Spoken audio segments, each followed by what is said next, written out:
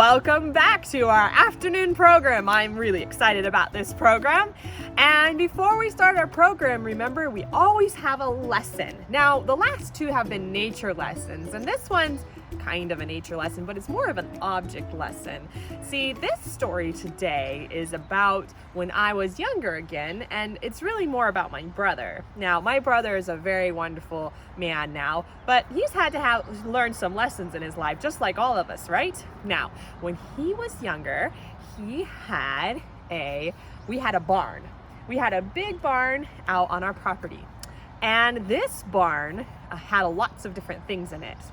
And one of the things that one of our friends who was living with us at the time had managed to get into the barn was some gunpowder. Now, gunpowder is not a toy. We don't play with gunpowder. Gunpowder is very dangerous.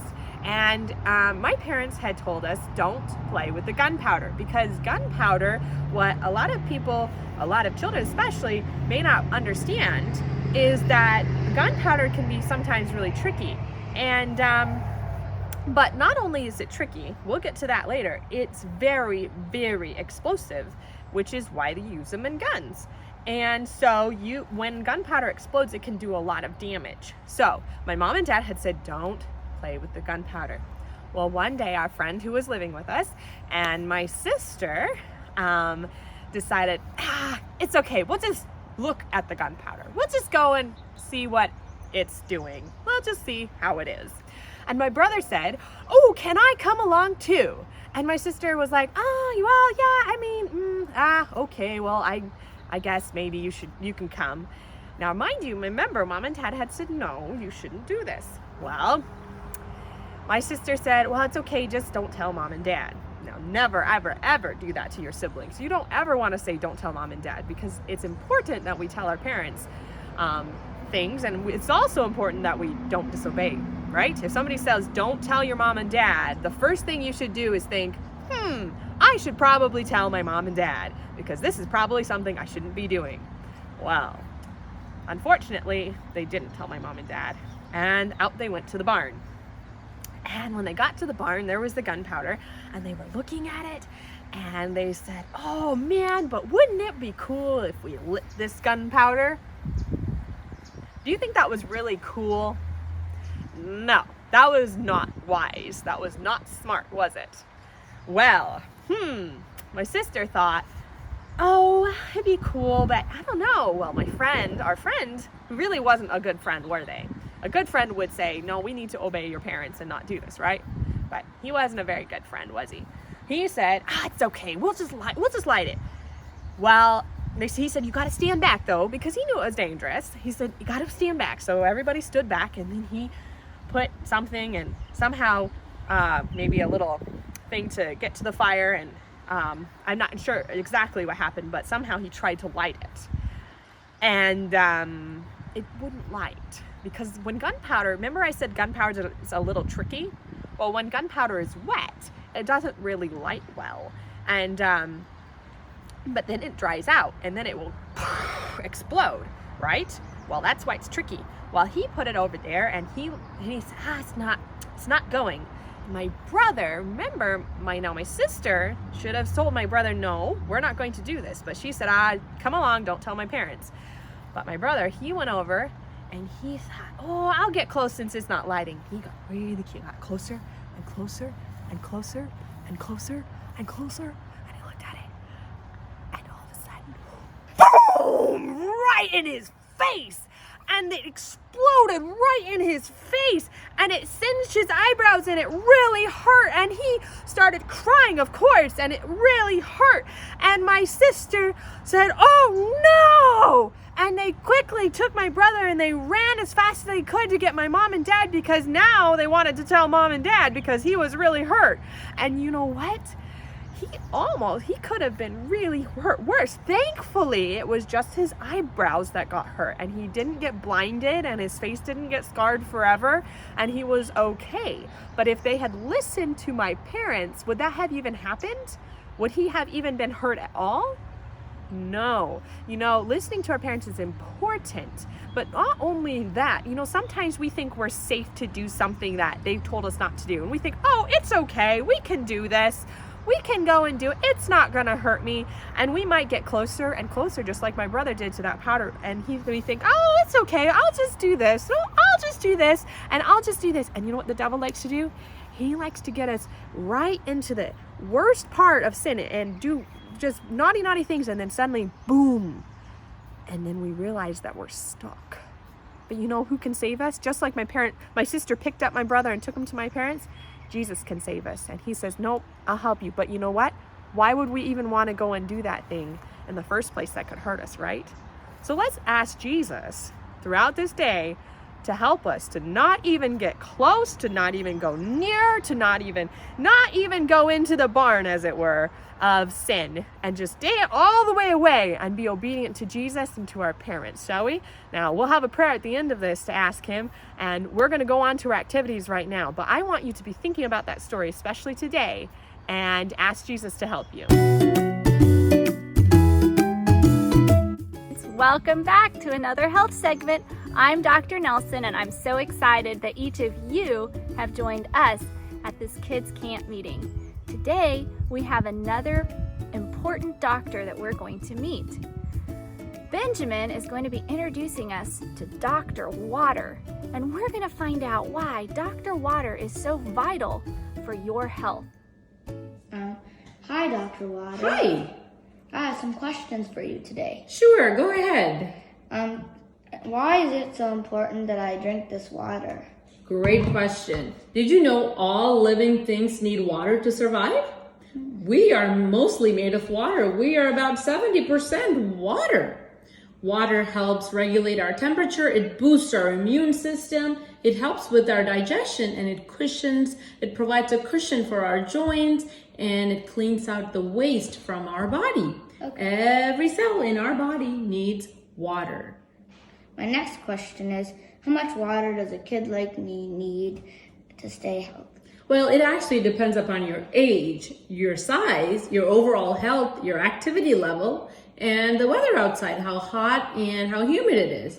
I would say a child under the age of 8 needs about 4 to 6 glasses of water, and a child over the age of 8 needs about 6 to 8 glasses of water per day. Did you know you could not only drink, you can eat your water too? Wow. Have you ever bitten into a piece of watermelon or bitten into a peach? Yes. What happens when you do that? The juice comes out. The juice comes dripping down. Do you know why? Because it's made of water? Yes, because those fruits are mostly made of water. There are a lot of fruits and vegetables that are made mostly of water. So eat and drink your water. How can I tell if I need to drink more water? Well, when your body is low in water, it's called dehydration. Mm-hmm. When you're dehydrated, your brain sends a message that you are thirsty, and that's when we go to pick up our glass of water. So when you feel thirsty, you're already dehydrated, and you don't want to wait until you're thirsty to drink water. We should be drinking water all through the day, especially between meals, before you go out to play, while you're playing, after you come in. And water is the best. And another way you can tell if you're dehydrated or not is when you go to the bathroom and your pee, if it's dark yellow, that's a sign that your body is low in water. You should have light yellow or clear urine. Let's take a look at this plant. What do you think happened here? It's wilted, the leaves are turning brown. It didn't have enough water? Yes, it didn't have enough water. So it can't grow well. It can't function properly. So when we don't have enough water, we can't think well. We can't move fast. We can't function properly. Water is important for plants, for animals, for us. So drink your water. Dr. Water, is there anything else you would like to tell me before you go? Well, actually, I'm glad you asked. There is something I'd like to tell you. Do you know who the living water is? Jesus? Yes, that's right. I'd like to read to you from the book of John, chapter 4, verse 14. Jesus said, "Everyone who drinks of this water will thirst again, but whoever drinks of the water that I will give him shall never thirst." Isn't that wonderful? Just like we need water, we need God in our lives. We can't live without water, and we can't live without God. Thank you for asking those questions. You're welcome. Thank you, Dr. Water. I am so thankful that God gave us pure, fresh water to drink. I'm going to make sure I drink my water every day. Hey boys and girls, it's Pastor Garrett here again with another science experiment, and I'm here with my good friend Levi. It's good to have you, and we're going to be doing a pretty awesome experiment again here today. And all that you need for this experiment are things that you probably have laying around your house. You just need some water, you need some regular dish soap, and you need some black pepper. And we're going to be using some just wooden sticks, but all you really need is your finger for this. So anyway, Levi, why don't we begin? Why don't you go ahead and take that water and pour some into this Tupperware here. So just unscrew it there. You can pour about maybe that much water. All right. Yeah, keep it going. I think that's about good. Perfect. All right, so we have the water there. And now, go ahead and take the pepper. And now this thing's pretty weird. If you just keep your finger there and sprinkle it. You just pour it right there and try and get a bunch all over the water there.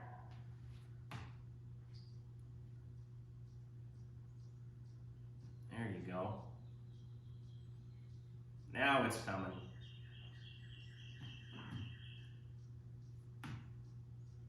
Perfect. That should be about good. All right, so we have this film of pepper all over our water here. Now, if we just take our ordinary just piece of wood here, why don't you just go ahead and stick that in the water there where the pepper is.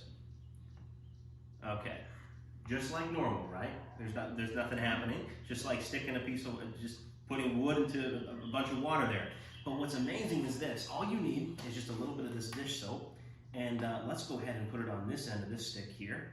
And you just need, you don't even really need a whole lot of anything.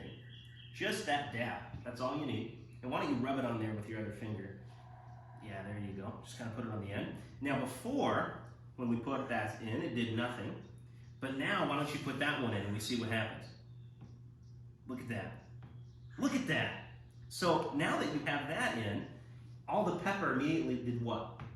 Separated. It's separated away. So let's try it again here. I'm going to put some more pepper on so we can see this one more time.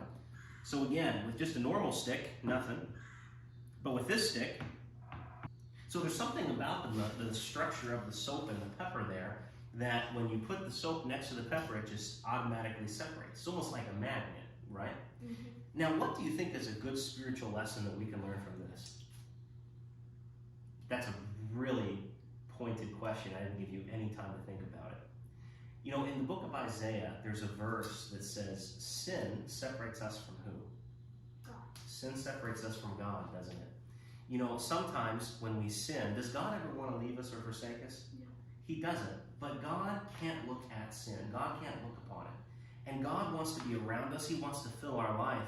But when we introduce sin into our relationship with God, we begin to distance ourselves away from Him, just like this soap with this pepper here. So anyway, that was a really fun experiment, and we're going to be doing a whole lot more, and I'm really excited about some of these next ones that we have coming up. So boys and girls, we'll see you next time with my good friend Levi. God bless you.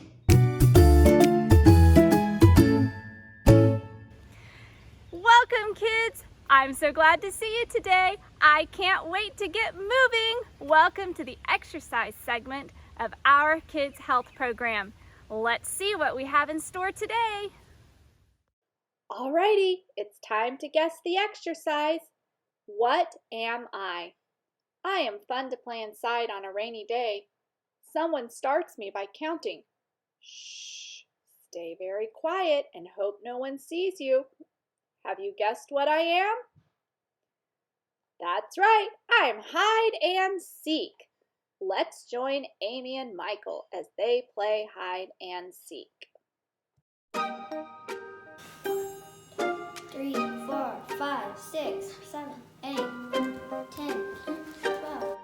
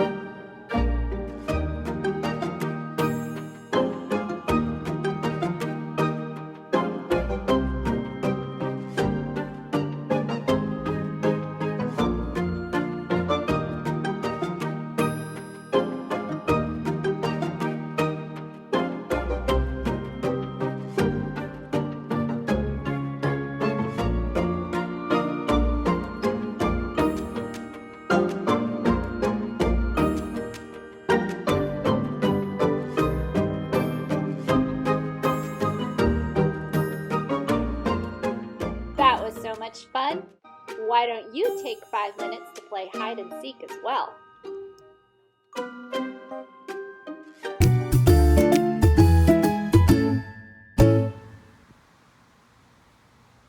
Lord is my light and my salvation, so why I should be afraid. The Lord is my fortress, protecting me from danger, so why should I tremble? Psalm 27:1.